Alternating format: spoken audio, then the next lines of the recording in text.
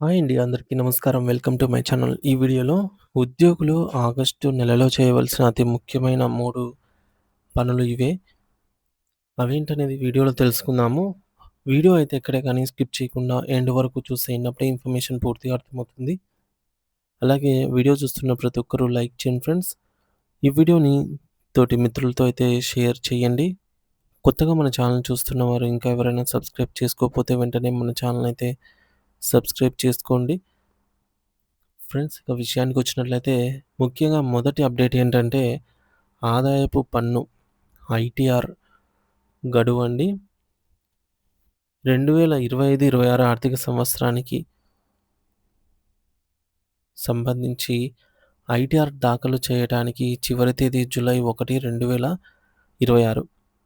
సాధారణ ఉద్యోగులు, పెన్షనర్లకైతే ఇది.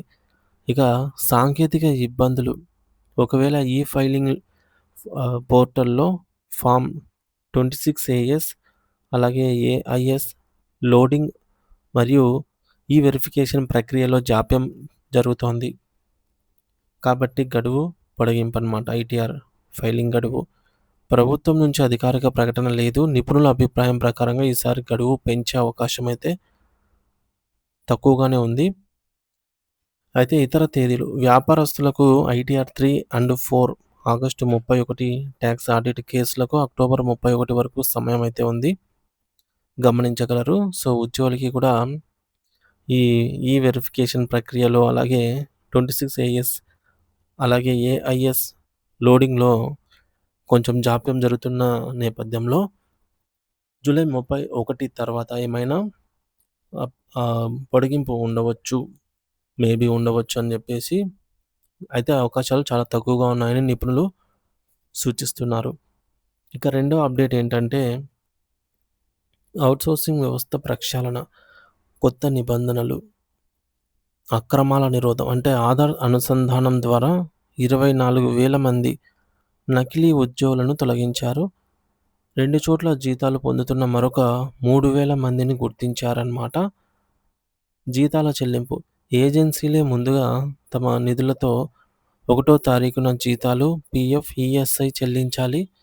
ఆ సాక్ష్యాలు చూపిస్తేనే ప్రభుత్వం ఏజెన్సీలకు నిధులు విడుదల చేస్తుంది. So, DBT direct benefit transfer. జీతాలు నేరుగా ఉద్యోగుల బ్యాంక్ ఖాతాలకే జమ కావాలి.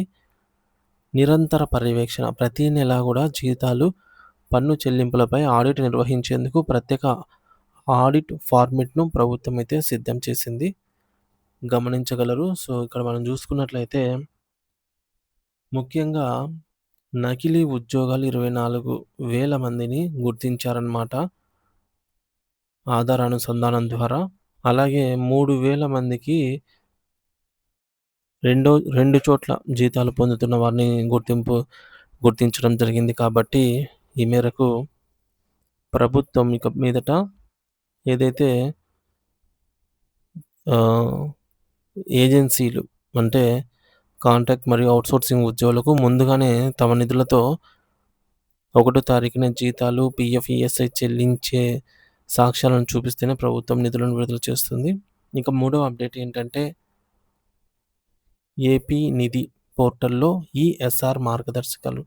డిజిటలైజేషన్ ప్రక్రియ జీఓఎంఎస్ నంబర్ 57 ప్రకారంగా ప్రభుత్వ ఉద్యోగుల సర్వీస్ రికార్డులు ఎస్ఆర్ పూర్తిగా నిధి పోర్టల్ ద్వారానే నిర్వహించబడతాయి. ఇందుకు ముఖ్యమైన తేదీలు మనం చూసుకున్నట్లయితే ఆగస్టు 1, 2026న నిధి పోర్టల్‌లో ఎంట్రీలు ప్రారంభం అవుతాయి. ఆగస్టు 31, 2026న సర్వీస్ బుక్ స్కాన్ చేసి అప్‌లోడ్ చేయడానికి చివరి తేదీ గడువుగా ఇచ్చారు. సెప్టెంబర్ 1, 2026న ఆటోమేటెడ్ అప్డేట్ విధానం అనేది అమల్లోకి రానుందన్నమాట పూర్తి స్థాయిలో. ఇక స్కానింగ్ విధానం. మొత్తం సర్వీస్ బుక్‌ను ఒకే పీడీఎఫ్ ఫైల్‌లో స్కాన్ చేయాలి. ఎంట్రీల కోసం పీడీఎఫ్‌లోని పేజీ నంబర్‌లనే రెఫరెన్స్ పేజ్ నంబర్‌ల కోసం వాడాలి. సో, మనం ఎంట్రీ చేసే ఆన్‌లైన్‌లో ఎంట్రీని పీడీఎఫ్ ఆధారంగానే ఎంటర్ చేయాలి. రెఫరెన్స్ నంబర్స్, పేజ్ నంబర్స్‌ని. ఇక ఉద్యోగి బాధ్యత ఏంటంటే ఎంప్లాయీ సెల్ఫ్ సర్వీస్ ద్వారా తన వ్యక్తిగత వివరాలు, అలాగే ఫ్యామిలీ మరియు నామినేషన్ వివరాలను అప్డేట్ చేసి తగినటువంటి ధృవీకరణ పత్రాలను అప్‌లోడ్ చేయాలి. ఇది ఉద్యోగి బాధ్యత అన్నమాట. తర్వాత అధికారుల బాధ్యత ఏంటంటే, భౌతిక సర్వీసు పుస్తకంలోని 20 రకాల ప్రధాన సేవా అంశాలను, ఉదాహరణకు నియామకం తేదీ, అలాగే పదోన్నతి, సెలవులు మొదలైనవి తనిఖీ చేసి అప్‌లోడ్ చేయాలి. సో, ఈ 3 అప్‌డేట్స్ అయితే ఉన్నాయన్నమాట. ఇవన్నీ గూడా మనము చూసుకున్నట్లయితే ఐటీఆర్ ఫైలింగ్ అయితేనేమి, ఔట్‌సోర్సింగ్ వివరాలైతేనేమి, మరియు నిధిలో ఈఎస్ఆర్ నమోదు ప్రక్రియ అయితేనేమి, ఈ 3 ప్రక్రియలు కూడా ఈ ఆగస్టు 2026 అత్యంత కీలకం కానున్నాయన్నమాట ఈ నెలలో. ఆగస్టు నెలలో. సంబంధిత వ్యక్తులు గడువులోపు తమ బాధ్యతలను పూర్తి చేయడము అత్యవసరము.